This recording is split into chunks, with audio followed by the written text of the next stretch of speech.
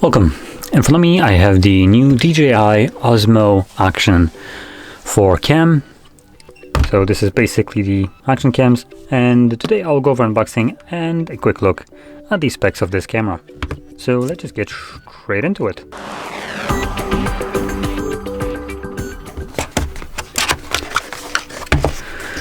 So in here, and not the most glamorous packaging, we have our action cam. We have a little baggie for moisture, and then that's about it.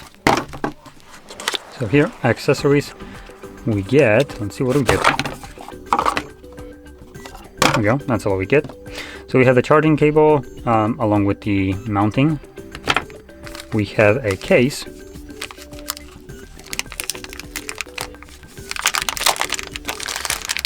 Along with a couple additional things inside of here. So let's see what we get. A battery.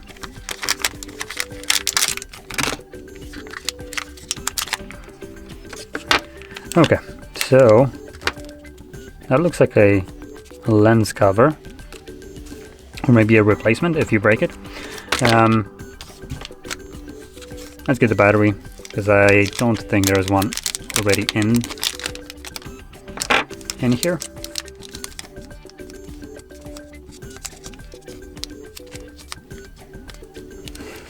Oh, come on. There we go.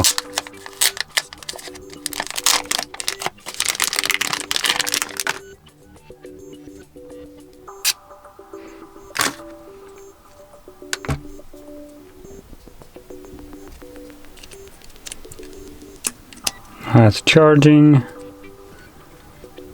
Is it this? Probably not. Ah, there we go. Found it. Additionally, we do have the SD card spot right here as well.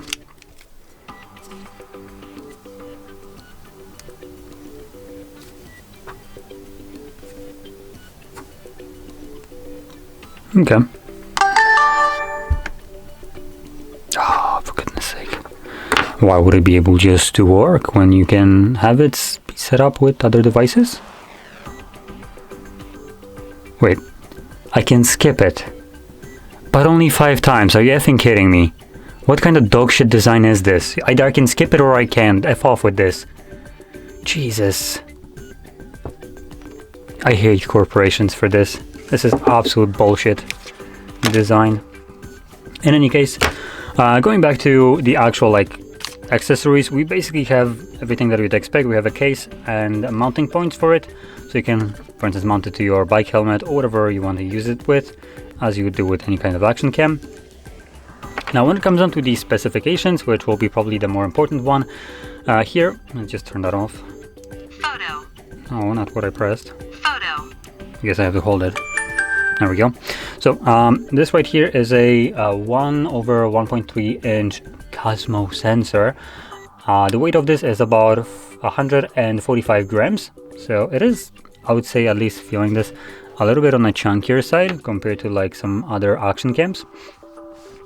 And continuing down with the specs, we have instead of in milliamps, we have a time-based battery capacity, so 160 minutes, which I think for action cam is actually pretty decent.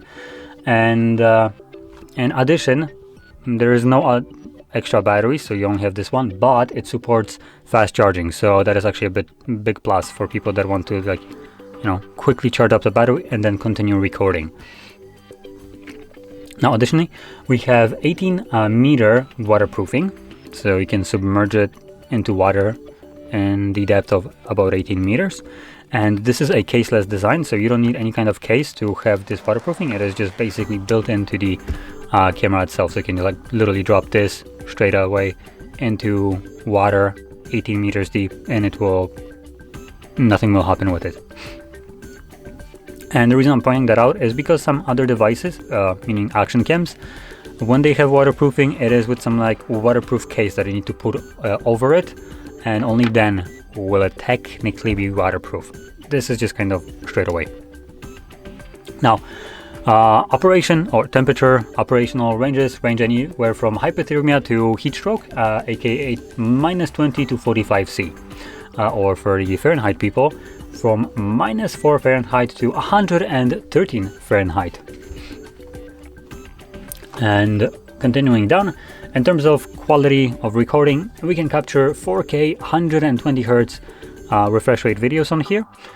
We have also support, like I mentioned, for fast charging, quick release design. I assume this is probably referring to these things specifically. Oh, there we go. I also missing this. There we go. As this is part of this kind of design.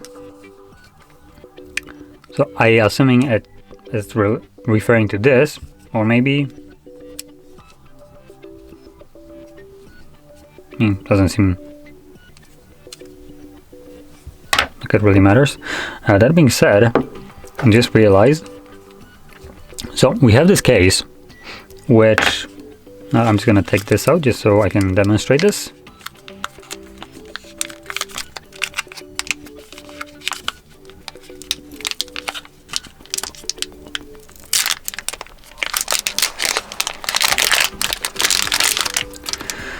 So this is the mounting point, and in terms of the case, you just mount it to the side. It magnetically attaches, as you can see, and it doesn't actually like latch on right away. As you can see, there is a gap, so you just push it on. You might need to press the sides of it like so, and it clips in and obviously will hold. Now this is the case. At the bottom, we also have this kind of mounting points. And same thing, latches on, and as you can see, it holds pretty well. So there we go. I just wanted to point that out, that the mounting points for this are built into the Action Cam, so you don't actually need to use the case if you don't want to. Obviously, it adds an extra bit of bulk, and in terms of certain countries, and maybe states, there are laws. For instance, if you mount this to your bike helmet, to what can protrude or how much can protrude from your bike helmet, even though it's the stupidest thing a law could possibly exist. There are some, or maybe just cops will take out the stick up their ass and or put it there just so they can bug you. In any case, obviously case will add additional thickness to it, which would obviously count towards that. So just kind of wanted to point that out.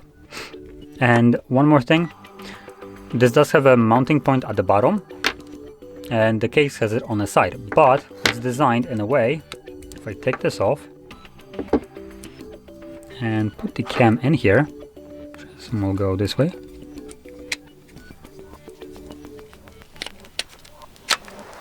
There we go. Clap it in. So I can mount it from a side, right?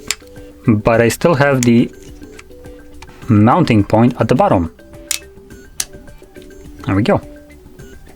So you still can use the case and the bottom mounting point, or the side one, depending on which one you actually want. One thing to keep in mind when you're clipping this, just make sure it clips in all the way. Sometimes it might just be a little bit off, and it could then just come off loose, obviously. So just make sure there is these little like clip sound. Anyway, that's about it. I'm not going to be doing any kind of camera test right here with this. This was just a quick look at it, unboxing along with the spec rundown. So yeah, there we go. Anyway, if you found this video helpful, don't forget to hit like, subscribe, and thanks for watching.